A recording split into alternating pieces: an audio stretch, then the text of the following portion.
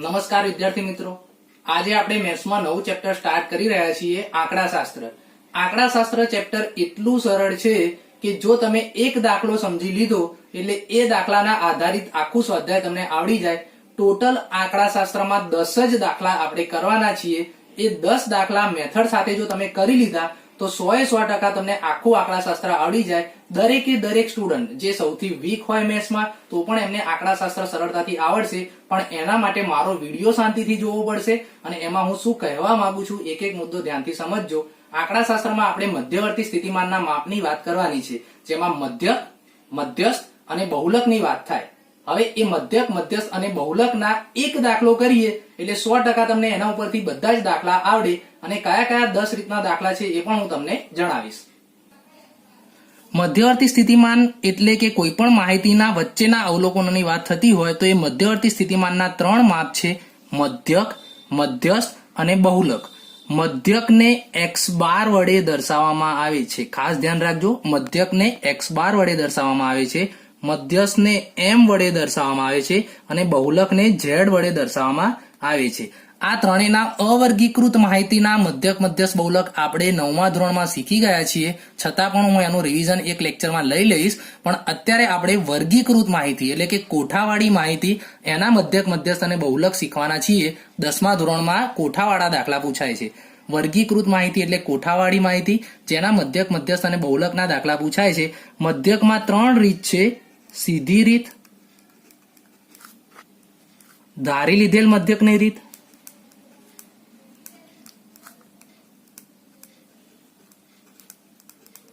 અને પદ વિચલનની રીત. એમાંથી જનરલી પદ વિચલનની રીત તમારે વધારે પૂછાતી હોય છે, પરંતુ આપણે 3 રીતના દાખલા કરીશું. મધ્યસ્થમાં ખાલી એક જ રીત છે, મધ્યસ્થમાં ખાલી એક જ રીત છે, એક જ રીત, એક જ સૂત્ર. બહુલકમાં પણ એક જ રીત છે. એટલે આપણે દાખલા ગણીએ, મેં તમને કહ્યું કે ટોટલ 10 જ રીતના દાખલા કરીશું એટલે આખું ચેપ્ટર કમ્પ્લીટ થઈ જાય. તો આના 1, 2, 3, 4, 5 દાખલા આ થઈ ગયા તમારે. પછી દરેકમાં આવૃત્તિ શોધવાની હોય એટલે કે ખૂટતી આવૃત્તિનો એક એક દાખલો પૂછાય. એટલે મધ્યકમાં ખૂટતી આવૃત્તિનો, મધ્યસ્થમાં ખૂટતી આવૃત્તિનો અને બહુલકમાં ખૂટતી આવૃત્તિનો એક એક દાખલો પૂછાય. એ આપણે જોઈશું એટલે તમને સમજણ પડશે. એટલે 3 દાખલા એ થયા અને 1 થી વધુ અને થી ઓછા વાળી રીતનો દાખલો એ 2 દાખલા, એમ 10 રીતના દાખલા છે. એમાં આપણે અત્યારે ઊંડાણમાં પડવું નથી.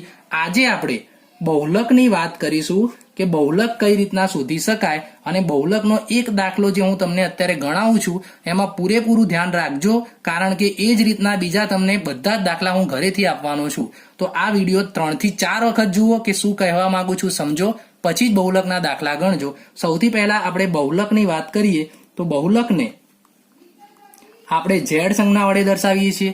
હવે આપણે બહુલકનું સૂત્ર લખીએ છીએ. z બરાબર બહુલક શોધવાનું સૂત્ર છે l plus f1 minus f0 ભાગ્યા 2f1 minus f0 minus f2 ગુણ્યા h.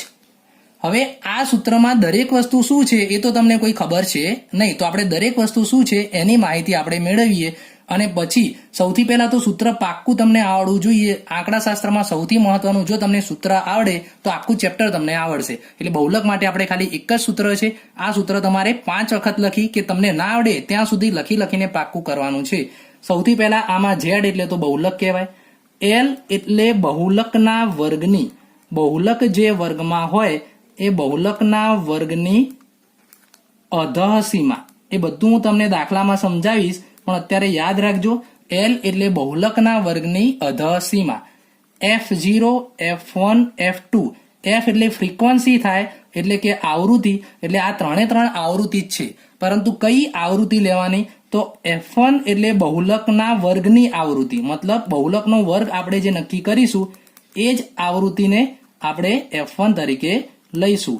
એની ઉપરની આવૃત્તિ હશે એટલે કે એનાથી નીચલા, બહુલકના વર્ગથી નીચલા, બહુલકના વર્ગથી નીચલા વર્ગની આવૃત્તિ, એને આપણે f0 કહીશું. અને બહુલકના વર્ગથી ઉપલા વર્ગની એટલે કે પછીના વર્ગની આવૃત્તિ હોય, એના પછીના વર્ગની આવૃત્તિ હોય તો એને f2 કહીશું. એટલે તમારે આ f વાળું તો બધું આવૃત્તિ જ છે, F0 F1 F2 બધું આવૃત્તિ છે એટલે એ તો આવૃત્તિનું તો ક્લિયર થઈ ગયું. L એટલે બહુલકના વર્ગની અધસીમા અને h એટલે વર્ગ લંબાઈ, મતલબ કે વર્ગ કેટલો લાંબો છે. કઈ રીતના વર્ગ લંબાઈ ગણાય એ પણ હું તમને હમણાં દાખલામાં સમજાવું છું. પહેલા આ સૂત્ર ખાસ તૈયાર રાખજો જેથી તમને દાખલામાં પૂરેપૂરી ખબર પડી જાય.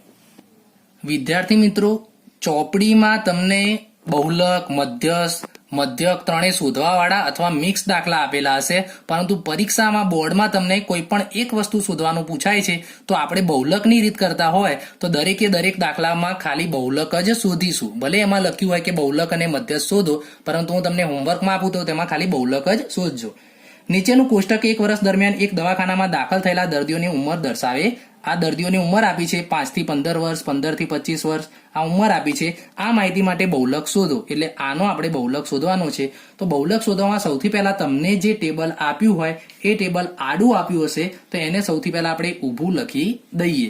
આ જ ટેબલને આપણે ઊભું લખીએ છીએ ઉંમર વર્ષમાં અને દર્દીઓની સંખ્યા એટલે જ એને આપણે આવૃત્તિ કહીએ છીએ. આ જે બીજું ખાનું હોય એને હંમેશા આપણે આવૃત્તિ કહેવાય. હવે આપણે બહુલકનું સૂત્ર મેં તમને કહ્યું કે Z બરાબર L plus F1 minus F0 ભાગ્યા 2F1 minus F0 minus F2 ગુણ્યા H, આવું સૂત્ર છે. હવે તમને આમાં દરેક વસ્તુ શોધવી કઈ રીતના એ નક્કી કરીએ. સૌથી પહેલા તમારે બહુલકનો વર્ગ નક્કી કરવો પડે. બહુલકનો વર્ગ, જો બહુલકનો વર્ગ તમને મળે તો તમને આ અધસીમા F1 F0 બધું ખબર પડે. હવે જોજો, ખાસ ધ્યાન રાખજો, બહુલકનો વર્ગ કઈ રીતના નક્કી થાય. તો તમને જે આવૃત્તિ આપી હોય, ખાસ જોજો, તમને જે આવૃત્તિ આપી હોય તેમાં સૌથી મોટી આવૃત્તિ કઈ છે? તો સૌથી મોટી આવૃત્તિ કઈ છે? આમાંથી સૌથી મોટી આવૃત્તિ 23 છે. તો જે સૌથી મોટી આવૃત્તિ વાળો જે વર્ગ હોય, સૌથી મોટી આવૃત્તિ વાળો જે વર્ગ હોય એને આપણે બહુલકનો વર્ગ કહીએ છીએ.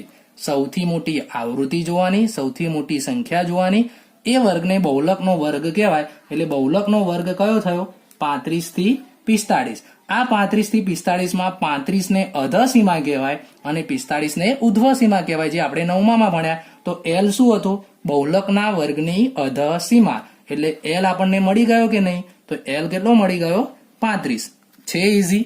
સૌથી મોટી આવૃત્તિ હોય એનો આપણે વર્ગ લઈ લો, એ બહુલકનો વર્ગ થઈ ગયો અને એની આ અધસીમા એટલે L 35 મળી ગયો. હવે F0 F1 F2 તમે ખાલી જોજો કેટલું સરળ છે. F0 F1 F2 કેટલું સરળ છે. F1 એટલે જે સૌથી મોટી આવૃત્તિ હતી, જે બહુલકના વર્ગની જે આવૃત્તિ હતી એ જ તમારી આ F1 છે. એટલે સૌથી મોટી આવૃત્તિ કઈ છે? 23. તો અહીંયા આપણે 23 લખી દઈશું. હવે એની ઉપર જે હોય આવૃત્તિ એને F0 કહીશું અને નીચે જે હોય એને F2 કહીશું. એટલે આપણી F0 કેટલી થશે? તો F0 21 થશે. F0 21 થશે અને F2 કેટલી થશે? તો એની નીચે કઈ છે? તો એની નીચે 14. લો, ત્રણેય આવૃત્તિનું કામ પૂરું થઈ ગયું. L પણ મળી ગયો. હવે એક વસ્તુ બાકી રહ્યું, H. તો H એટલે તમારો આ વર્ગનો લાંબો કેટલો છે? 5 થી 15 સુધીની સંખ્યા ગણીએ તો કેટલો લાંબો છે? તો H સિમ્પલ કઈ રીતના ગણશો? અહીંથી અહીં આ વર્ગની અધસીમાને આ વર્ગની અધસીમાની બાદબાકી લઈ લો એટલે તમારો H મળી જાય. આ 15 માંથી 5 બાદ કરી દો, 25 માંથી 15, બધાનો આન્સર સેમ જ આવશે. 10 જવાબ આવે છે એટલે તમારો H મળી ગયો. બોલો, બધી કિંમતો મળી ગઈ કે નહીં? હવે આપણે Z નું સૂત્ર જે છે એમાં બધી કિંમતો મૂકી દઈએ. હજુ પણ કયા ક્રમમાં જવાનું છે જોજો, એટલે તમારે ભૂલ ના પડે. એક જ દાખલા ઉપરથી તમને બધી દાખલામાં સમજણ પડી જાય. કિંમતો મૂકીએ. સૌથી પહેલા કોની કિંમત મૂકીશું? તો L કેટલો છે? 35 પ્લસ હવે કોની કિંમત મૂકીશું? ઉપર F1 માઇનસ F0. આ ઉપર છે અને આ નીચે છે અને L વચ્ચે પ્લસ કરીને બતાવવાનું છે, વચ્ચે. એવું ના કરતા કે આની નીચે આમ લીટી કરી અને આ ભાગાકારમાં લખજો, એવું નથી. L ની કિંમત અહીં વચ્ચોવચ્ચ રાખવાની છે. F1 minus F0. તો F1 કેટલા હતા? 23. F0 કેટલા છે? 21. એટલે ઉપર આવશે 23 માઇનસ 21 આવશે ભાગ્યા 2F1 2 ગુણ્યા F1 એટલે અહીં આપણે 23 મૂકશું માઇનસ F0 એટલે 21 મૂકશું માઇનસ F2 કેટલા છે? 14 ગુણ્યા H એટલે વર્ગ લંબાઈ. તો વર્ગ કેટલો લાંબો છે? 10. H બરાબર 10 છે. હવે જોજો શું કરવાનું છે. પાછળના પદનું સાદુરૂપ આપવાનું. 35 ને છેક સુધી અડવાના નહીં. આનો બધો જવાબ આવે પછી 35 ને આપણે એમાં ઉમેરશું. L ને અડવાનું નથી. સૌથી પહેલા 23 માંથી 21 આપણે બાદ કરીએ તો 23 માંથી 21 જશે એટલે 2 વધશે. 23 અને 2 નો ગુણાકાર કરીશું. 23 અને 2 નો ગુણાકાર 23 દુ 46 થશે. દરેકે દરેક દાખલામાં અહીં આવા જ પદ આવશે. તો અહીં બંને માઇનસ માઇનસ છે, તો તમને 3 શસ્ત્રો આવડતા હોવા જોઈએ. સરખી નિશાનીનો સરવાળો અને જવાબમાં મોટી સંખ્યાની નિશાની. એટલે એમ કહું છું, માઇનસ તો મૂકવાના જ છે. દરેક દાખલામાં માઇનસ તો આવશે અને આ બેનો સરવાળો કરીશું. તો 4 અને 1 5 થશે, 2 અને 1 3 થશે. નિશાની માઇનસ જ આવશે અને આ બંનેનો સરવાળો મૂકીશું ગુણ્યા 10.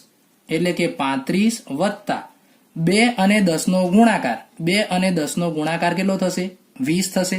અને નીચે 46 માંથી 35 બાદ કરો. તો 46 માંથી 35 બાદ કરીએ એટલે તમારો જવાબ શું આવશે? 6 માંથી 5 જાય તો 1, 4 માંથી 3 જાય તો 1. વિદ્યાર્થી મિત્રો, પરીક્ષામાં તમને કદાચ આનો ભાગાકાર ના આવડે અને બોર્ડની પરીક્ષામાં તમે આટલે સુધીનો દાખલો ગણશો તો પણ તમને 3 માર્ક્સનો દાખલો હોય તો 2.5 માર્ક્સ તો મળશે જ. હવે આનો ભાગાકાર કરવાનો છે. ભાગાકારમાં પોઈન્ટ પછી 2 આંકડા સુધીનો જવાબ આપણે લખવાનો. ભલે ભાગાકાર ચાલુ રહેતો હોય પણ આખો લખવાનો જરૂર નથી. હવે કોનો ભાગાકાર કરવાનો છે? 20 અને 11 નો. તો 20 અને 11 નો ભાગાકાર કરીએ તો સૌથી પહેલા તો 11 એકા 11 આવશે. 9 વધ્યા. હવે 0 ઉતારીએ તો અહીં પોઈન્ટ મૂકવો પડશે. તો 11 ઈઠ્ઠા 88 આવશે. 2 વધ્યા એટલે પાછું તમે જુઓ છો, ફરીથી 2 વધ્યા એટલે 0 આવશે, એટલે 20 આવશે. એટલે આપણે આની આ જ કિંમતો ચાલુ રહેશે. 11 એકા 11, ફરીથી 8 આવશે એટલે 1.8 આવો જવાબ ચાલુ રહેશે. પોઈન્ટ પછી 3 આંકડા સુધીનો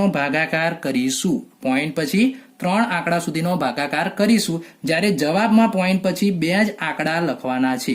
હવે પોઈન્ટ પછી જ્યારે આપણે 2 આંકડા લખતા હોય ત્યારે શું ધ્યાન રાખીશું? જો ત્રીજો આંકડો 5 કે 5 થી મોટો હોય, જેમ કે અહીં 8 છે, તો 5 કે 5 થી મોટો હોય તો આગળનામાં 1 ઉમેરી અને જવાબ લખીશું. એટલે 1.81 નહીં લખીએ, 1.82 લખીશું. જો અહીં ચોગડો હોત તો, જો અહીં 4 હોત તો આપણે 1.81 લખત. એટલે અત્યારે આપણે શું જવાબ લખીશું? 35 વત્તા 1.82. હવે ઘણા વિદ્યાર્થી મિત્રોને આના સરવાળામાં પણ પ્રોબ્લેમ થાય છે. તો સરવાળામાં પ્રોબ્લેમ ના થાય એના માટે શું વિચારવાનું? 35 પૂર્ણાંક છે તો અહીં પૂર્ણાંકને પોઈન્ટ હોય. તો અહીં પોઈન્ટ પછી કેટલા આંકડા છે? 2 આંકડા. તો પોઈન્ટ પછી 2 આંકડા આપણે વિચારી લઈએ, 0 0 મૂકી દઈએ અને પછી સરવાળો કરી દેવાનો. એટલે આ પૂર્ણાંક જોડે જ સરવાળો થાય, પાછળના પોઈન્ટ એમના એમ રહેશે. એટલે તમારો જવાબ શું આવ્યો? 36.82. જો વિદ્યાર્થી મિત્રો આ દાખલો તમે શાંતિથી સમજી લીધો હશે તો બહુલકના બધા જ દાખલા તમને 100% આવડશે.